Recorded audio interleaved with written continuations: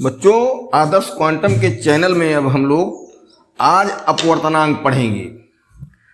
पिछले वीडियो में अपवर्तन की घटना और अपवर्तनांक पर कुछ चर्चा हुई है, लेकिन यहाँ हम केवल अपवर्तनांक के बारे में आज पढ़ेंगे। अपवर्तनांक ऐसी चीज है कि इसे अगर समझ गए तो पूरा या लाइट वाला चैप्टर तुम्हारे लिए एकदम फ्री हो जाएगा। कोई जो कुछ भी कहता हो उससे हमसे मतलब नहीं है, लेकिन मैं ये मानता हूं कि अगर अपवर्तनांक वाला मामला समझ गए हो तो पूरा लाइट वाला मामला तुम्हारा बहुत हद तक 90% क्लियर हो जाएगा। और एक आदत हमारी है कि हम रटने की बात नहीं करते हैं, हर पॉइंट समझो, कॉन्सेप्ट क्लियर करो, ठीक?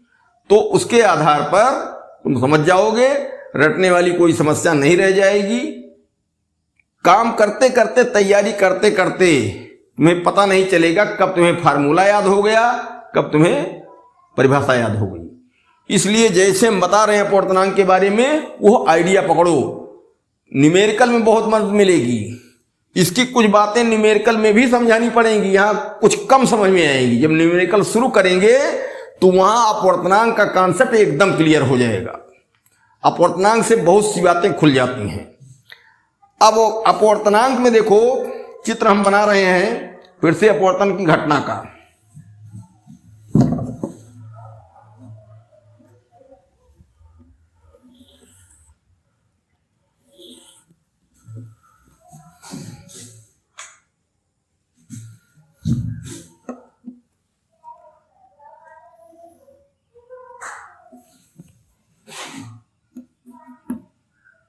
AO, ये आपतित किरण हुई। यहां तुरंत अभिलंब खींचो।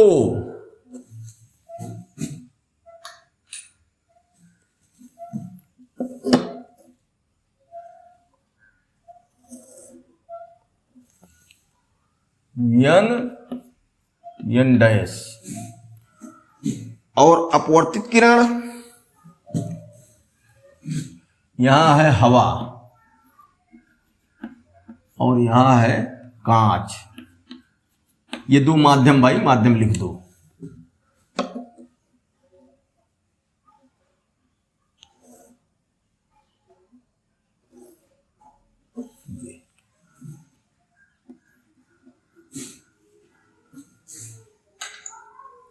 पुराना जो मार्ग होना चाहिए आपतित किरण का, उसको भी दिखा दिया जाए, थोड़ा सा समझने में आसानी रहती है। इसको हम मिटा दे रहे हैं, डॉट डॉट हो गया। यहां ये कोण I है, ये कोण R है, ठीक? तो इस तरीके से अपवर्तन की घटना का चित्र हुआ। अब स्नेल के नियम से, स्नेल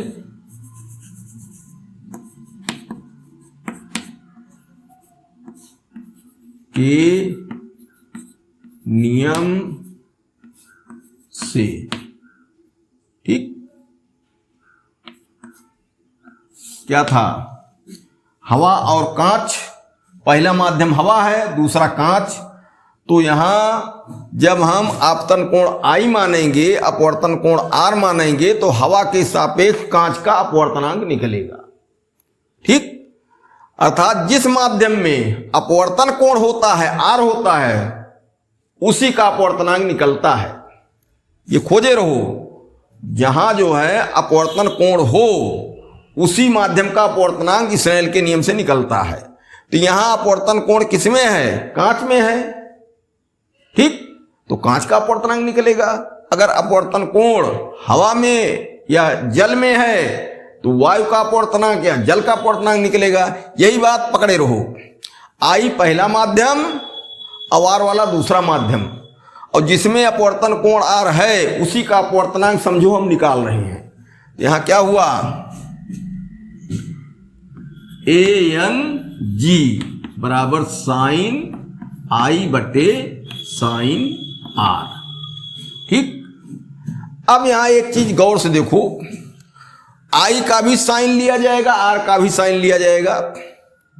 I आपतन कोण है, R अपवर्तन कोण है। तो साइन में एक बात त्रिकोणमिति में समझो कि जब कोण का मान अंश में बढ़ता है तो सारणी में जो मान दिया है उसका भी मान बढ़ता है, अर्थात कोण व मान एक साथ बढ़ते अथवा घटते हैं। जबकि काश में क्या होता है, कोण का मान अगर बढ़ता है तो सारणी का मान घटता है, उल्टा चलता है उसमें। लेकिन साइन में अगर कोण का मान अंश में बढ़ रहा है तो सारणी में जाके देखोगे उसका मान बढ़ेगा। साइन 0 का मान 0 और साइन 90 का मान 1, तो साइन का मान जब कोण का मान 0 अंश है तो उसका मान भी 0 है सारणी का। लेकिन अगर कोण 90 अंश कर दें साइन का तो उसका मान 1 हो जाता है। तो यहां ध्यान दो, हवा से कांच में गई है, अविलंब की ओर प्रकाश जो अपवर्तित किरण है वो झुकी है, तो आपतन कोण बड़ा अपवर्तन कोण छोटा, आई बड़ा और छोटा, तो आई का मान भी साइन के साथ बड़ा और आर का मान साइन के साथ छोटा। तो ऐसी स्थिति में अंश बड़ा, अंश बड़ा व हर छोटा। अरे भाई ना भी लिखो हर छोटा तो मान लिया जाएगा भाई अंश बड़ा है तो इसका मतलब है हर छोटा है। तब क्या हुआ, अगर अंश बड़ा होता है हर छोटा होता है तो जो इसका रिजल्ट आएगा चाहे भिन्न में आए चाहे जो आए वो 1 से बड़ा। तब ANG का मान बड़ा 1 से, ये बड़े का निशान हमने बना दिया। जैसे ये कुछ भी हो सकता है, 1.5, 1.4, 1.2, 1.6 आदि। ठीक, ये बात पकड़ में आई कि नहीं आई? अब कह सकते हो कि विरल माध्यम के सापेक्ष सघन माध्यम का अपवर्तनांक 1 से बड़ा होता है। अब कहीं भी बात उठेगी, जब जो है सघन माध्यम का अपवर्तनांक निकालेंगे तो अपने आप कहेंगे विरल से सघन में आई है, विरल से सघन में आने पर अपवर्तन कोण का मान छोटा हो जाएगा, अर्थात स्नेल के नियम का हर छोटा हो जाएगा तो भिन्न का मान 1 से बड़ा हो जाएगा। ठीक, तो ये अब इसको गांठ मान लो दिमाग में कि सघन माध्यम का अपवर्तनांक 1 से बड़ा होता है। अब इसी को उल्टा, जब प्रकाश किरणों के उत्क्रमणीयता के नियम का पालन करेंगे, इस पर आपतित किरण माने अपवर्तित किरण पर, तो वो आपतित किरण के मार्ग से ही वापस जाएगी। तब क्या होगा, ये आपतन कोण आर माना जाएगा, ये अपवर्तन कोण माना जाएगा। तो आर का मान छोटा है, अर्थात अब स्नेल के नियम लिखेंगे तो अपवर्तन कोण की साइन का मान क्या छोटा और आपतन कोण की साइन का मान छोटा। भाई आपतन कोण की साइन का मान छोटा और अपवर्तन कोण की साइन का मान बड़ा, तो अंश छोटा हो जाएगा हर बड़ा। तो जब अंश छोटा हर बड़ा होता है तो क्या होता है, भिन्न का मान 1 से छोटा आता है, 0.9, 0.8, 0.5 कुछ। तो यहां जो लिखा गया कि ANG का मान क्या हुआ, 1 से बड़ा, तो इसी के विलोम में सीधे लिख दो, इसलिए GNA का मान GNA हमने लिखा, इसका मतलब क्या, पहला माध्यम कांच, दूसरा हवा या जल भी कह सकते हो, चलो हवा में ही समझ लो। तो कांच से हवा में प्रकाश किरण जा रही है, इसका मतलब सघन से विरल में। तो यहां क्या होगा, आपतन कोण छोटा होगा, अपवर्तन कोण बड़ा होगा, विरल में जाएगी तब विलंब से दूर हटेगी। तो क्या हुआ फिर, ये हवा का अपवर्तनांक 1 से छोटा, तो का मान 1 से छोटा, ये छोटा बड़ा का चिन्ह है। जैसे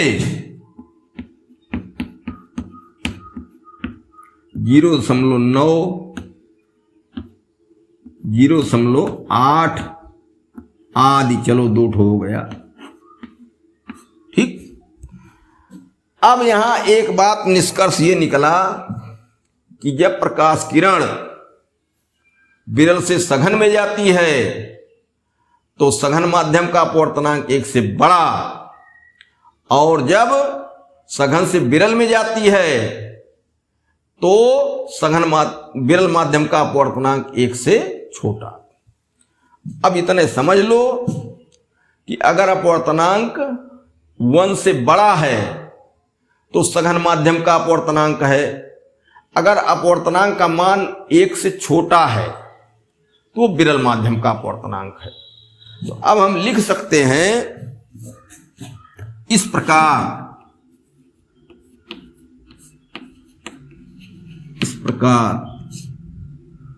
विरल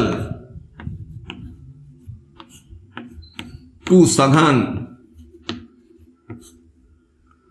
तब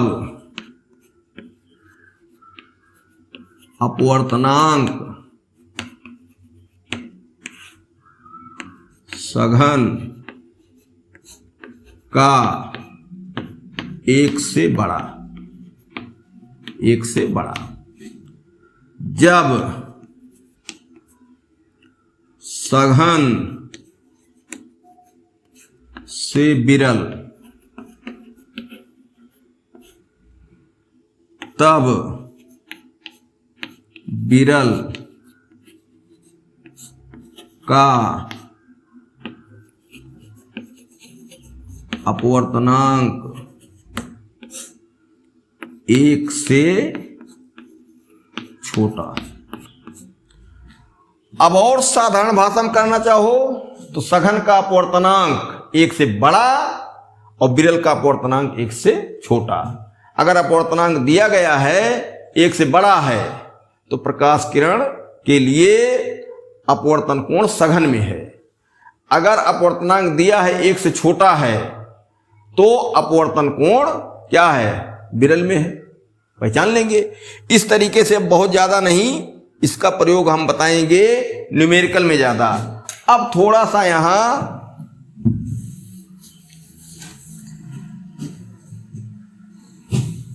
किसी द्रव में, जल में जैसे कोई वस्तु रखी है तो जानते हो कि जल की कोई वास्तविक गहराई होगी, बाल्टी की गहराई, डिब्बे की गहराई, लेकिन जब उसमें वस्तु रखी होती है नीचे पेदी पर तो वो कुछ उठी हुई दिखाई देती है, अर्थात कम गहराई पर लगती है। कहने का मतलब कि मान लो बाल्टी 50 सेंटीमीटर या 20 सेंटीमीटर गहरी है, उसमें पानी भर के उसमें नीचे सिक्का डाल दो तो सिक्का वास्तव में 20 सेंटीमीटर गहराई पर है, लेकिन ऊपर से देखने पर लगता है कि 20 नहीं भाई, ये 15-16 सेंटीमीटर पर ही है, 3-4 सेंटीमीटर वो उठा हुआ लगता है, ऐसा आभास होता है। क्यों कि जब हाथ डालते हैं तो हमको एक अंदाजा रहता है कि इतना हाथ डालने पर हमको सिक्का मिल जाएगा, लेकिन अब सिक्का दिखाई दे रहा ऊपर लेकिन वास्तव में है तो नीचे। तो हाथ हमको जितना हम पहले से जानते थे कि इतने डालने पर हमको सिक्का मिल जाएगा, हाथ उससे ज्यादा नीचे डालना पड़ता है, लगता है कि अभी नहीं पहुंच पा रहे हैं। इस तरीके से बहुत साफ है कि जब जल में कोई वस्तु नीचे है तो जितनी वास्तविक गहराई है, अर्थात जितना वास्तव में गहराई पर है, उससे कम गहराई पर वो मालूम पड़ती है, हमको लगता है, आभास होता है। इसलिए जल के ही उदाहरण द्वारा समझो कि जल में कोई वस्तु है तो उसकी वास्तविक गहराई ज्यादा होती है, आभासी गहराई कम होती है। ठीक। तो अपवर्तनांक का संबंध आभासी और वास्तविक गहराई से होता है।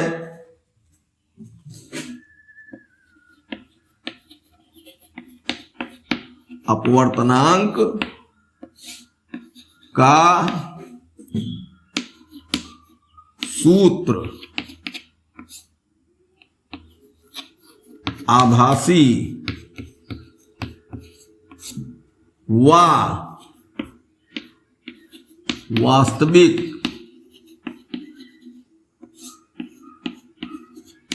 गहराई से भी प्राप्त है। ये न्यूमेरिकल जब लगेगा तो बहुत अच्छे समझ में आ जाएगा। अभी इतने परिचय इसका जान लो। इसके बाद विभिन्न माध्यमों में प्रकाश की चाल, जैसे विरल में चाल ज्यादा होती है, सघन में कम होती है। तो विरल और सघन माध्यम में जो चाल होती है प्रकाश की, वो भी अपवर्तनांक वहां जो निकाला जाएगा उससे संबंध रखती है। तो ये पहला पॉइंट हुआ। ये दूसरा, विरल व सघन माध्यम में प्रकाश की चाल से भी अपवर्तनांक प्राप्त होता है। ठीक, दो बात हो गई। तीसरी बात, प्रकाश की तरंग दैर्घ्य वो भी किसी माध्यम दूसरे माध्यम जाने बदलती है। तो प्रकाश की तरंग दैर्घ्य से भी, दोनों माध्यमों में जो प्रकाश की तरंग दैर्घ्य है उनके द्वारा भी अपवर्तनांक प्राप्त होता है। विरल व सघन माध्यम में प्रकाश की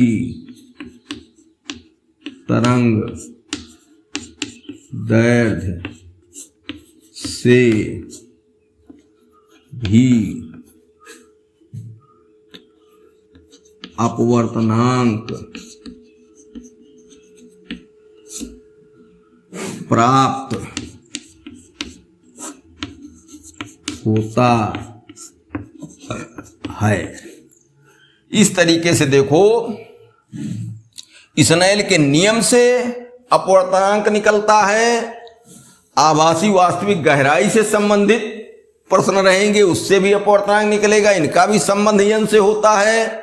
विरल और सघन माध्यम में प्रकाश की चाल कम ज्यादा होती है, तो इससे भी अपवर्तनांक प्राप्त होता है, चाहे सूत्र प्राप्त होता है चाहे मान प्राप्त होता है, एक बात है। और विरल व सघन माध्यम में प्रकाश की तरंग दैर्घ्य से भी अपवर्तनांक प्राप्त होता है, लेकिन आवृत्ति से नहीं प्राप्त होता है। चौथा लिख दो,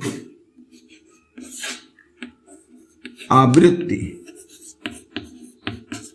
से अपवर्तनांक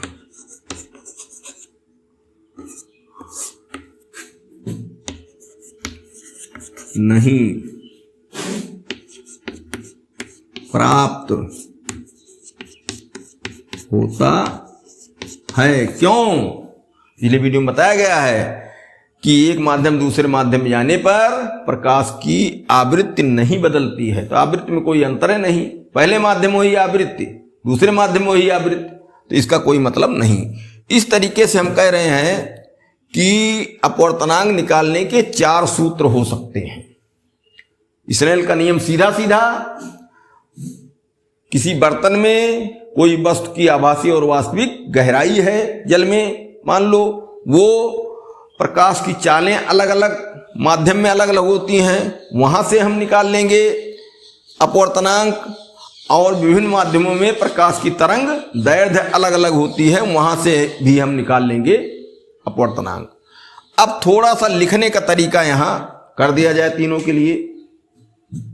जैसे यहां है ये बाल्टी, डिब्बा, ठीक, ये यच वास्तविक गहराई है इसकी, और वस्तु है यहां, ये यहां लग रही है यच डैश, यह आभासी गहराई है, इसमें जल भरा है।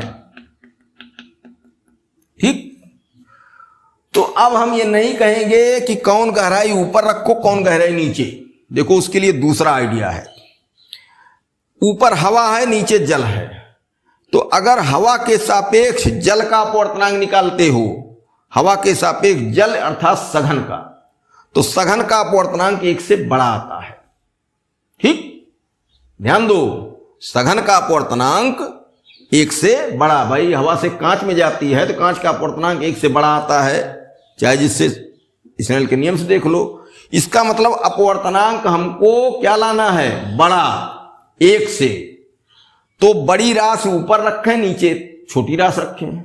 बड़ी राशि इसमें है कौन, वास्तविक गहराई ज्यादा होती है, आभासी गहराई कम होती है। इसका मतलब कि हवा के सापेक्ष जल का अपवर्तनांक, सघन माध्यम का अपवर्तनांक क्या हुआ, वास्तविक गहराई बटे आभासी गहराई।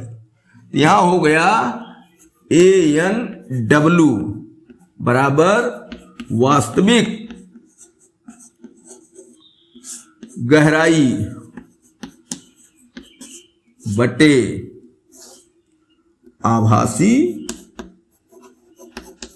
गहराई। बच्चे बहुत मेहनत इसमें करते हैं, याद करते हैं, रटते हैं, तमाम उसी में अपने को समझ लो बहुत परेशान पाते हैं। लेकिन हमने क्या आइडिया बता दिया, हवा है, नीचे जल है, गहराइयों का मामला दिया है। वो पूछेगा भाई बताओ जल का अपवर्तनांक बताओ, तो कहोगे हवा से जल में प्रकाश किरण जा रही है। इसका मतलब हवा के सापेक्ष जल में जा रही है, सघन में जा रही है, तो अपवर्तनांक सघन का 1 से बड़ा होता है। तो इधर हम दोनों गहराइयां इस प्रकार रखें कि मान 1 से बड़ा आ जाए दोनों को बटा करने पर। तो दोनों गहराइयों को हम देखते हैं तो वास्तविक गहराई H बड़ी होती है और आभासी गहराई छोटी होती है। तुरंत हमारे समझ में आ जाएगा, अगर 1 से बड़ा लाना है तो बड़ी गहराई ऊपर रखें, छोटी गहराई नीचे, जिससे अंश बड़ा हो हर छोटा, और हल करने पर 1 से बड़ा आ जाए। बस सूत्र बना बैठा। अगर इसी में कह दिया कि जल के सापेक्ष हवा का अपवर्तनांक, हालांकि हवा का अपवर्तनांक बहुत नहीं आता है, लेकिन हम कह रहे हैं यहां मान लो हवा भी कोई माध्यम है जो विरल है, तो अब कहोगे कि जल के सापेक्ष हवा का अपवर्तनांक, तो कहोगे विरल है तो 1 से छोटा आना है अपवर्तनांक। जब छोटा आना है, दोनों गहराइयों में से कौन ऊपर रखें कौन नीचे रखें जिससे मान 1 से छोटा आ जाए, तो कहेंगे आभासी छोटी होती है गहराई, इसको ऊपर रख दिया जाए अंश में, और वास्तविक रख दिया जाए नीचे, तो दोनों को हल करने पर 1 से छोटा मान आएगा। तब सूत्र क्या बन गया, WNA बराबर आभासी गहराई बटे वास्तविक गहराई। तो इनको केवल ध्यान रखे रहो, इनको याद करने की कोई जरूरत नहीं है। जैसा वो अपवर्तनांक पूछ रहा हो, सघन का पूछ रहा हो तो 1 से बड़ा लाना, बड़ी गहराई ऊपर छोटी गहराई नीचे। अगर विरल का पूछ रहा हो, ठीक, तो 1 से छोटा लाना है, हाँ, तो छोटी गहराई ऊपर बड़ी गहराई नीचे। ठीक, तो बड़ा लाना है तो बड़ी गहराई ऊपर छोटी गहराई नीचे, और छोटा लाना है तो छोटी गहराई ऊपर और बड़ी गहराई नीचे। वास्तविक आभासी में गहराई पहचानते हो। चाल वाले में आ जाओ। यहां भी AN मान लो G कर दो, हवा के सापेक्ष कांच का अपवर्तनांक, तो सघन माध्यम का अपवर्तनांक है, तो कहोगे सघन का अपवर्तनांक है तो 1 से बड़ा लाना है। इसका मतलब क्या हो, बड़ी चाल ऊपर और छोटी चाल नीचे। जैसे बड़ी गहराई ऊपर छोटी गहराई नीचे, वैसे बड़ी चाल ऊपर छोटी चाल नीचे। बड़ी चाल कहां होती है, हवा में, निर्वात में, और छोटी चाल कहां होती है, किसी भी माध्यम में। माध्यम में यहां कांच दिया है, इसका मतलब क्या है, कांच सघन माध्यम है, इसमें चाल कम होगी। तो जब सघन का अपवर्तनांक हमारे पास स्नेल के नियम से कंठस्थ है हमको कि 1 से बड़ा आएगा सघन वाला, चित्र बना के इसे देख लो, भूल रहे हो तब भी, तो 1 से बड़ा लाना है तो बड़ी राशि ऊपर छोटी राशि नीचे। इसका मतलब क्या है, बड़ी चाल ऊपर छोटी चाल नीचे। बड़ी चाल कौन होती है, हवा की चाल, वो कर दो ऊपर, और कांच में चाल कर दो नीचे। तो हवा में चाल बटे कांच में चाल। ठीक, अब उसने कह दिया मान लो GNA, GNA, चलो हम लिख के बता देते हैं GNA का मान क्या कहोगे? हवा का अपवर्तनांक कह रहा है निकालो। हवा विरल माध्यम है, इसका अपवर्तनांक 1 से छोटा आएगा, 1 से छोटा आएगा। इसका मतलब क्या करें, दोनों चालों में से छोटी चाल ऊपर रख दें और बड़ी चाल नीचे रख दें। छोटी चाल कौन होती है? माध्यम की चाल। और बड़ी चाल कौन होती है? हवा की चाल। तो कांच में चाल बटे हवा में चाल। ये प्रकाश की उत्क्रमणीयता से भी यहां सेट कर सकते हो। ठीक, तो इस तरीके से ये अपवर्तनांक की बातें हुई। अपवर्तनांक समझे रहो। इसमें जो हमने पढ़ाया अपवर्तनांक का आज का मामला, ये तुम्हारे लिए बहुत ही मुख्य है। कई बार इसको पढ़ो, देखो। इसी से न्यूमेरिकल में जब चलेंगे तो इन्हीं सब का उपयोग करेंगे, न्यूमेरिकल फ्री में लगाओगे। देखो, लाइट का न्यूमेरिकल कोई मतलब नहीं है, इसमें केवल कॉन्सेप्ट तुम्हारा क्लियर हो, कैलकुलेशन कुछ होता नहीं है। किसी सवाल में एक आध में हो गया तो इसका सवाल और चैप्टर के सवाल अगर 5 मिनट में लगाओगे तो इसका सवाल 1 मिनट में लगाते हो। ठीक, तो इसलिए लाइट में मेहनत करो। लाइट जितना सरल पाठ कोई नहीं है। अगर कहीं कोई समस्या है तो उसको कमेंट में लिखो, बताओ कि ये समस्या, ये कॉन्सेप्ट नहीं क्लियर हुआ। बाकी न्यूमेरिकल जब लगवाएंगे एकदम तुम्हारे लिए लाइट का चैप्टर फ्री हो जाएगा।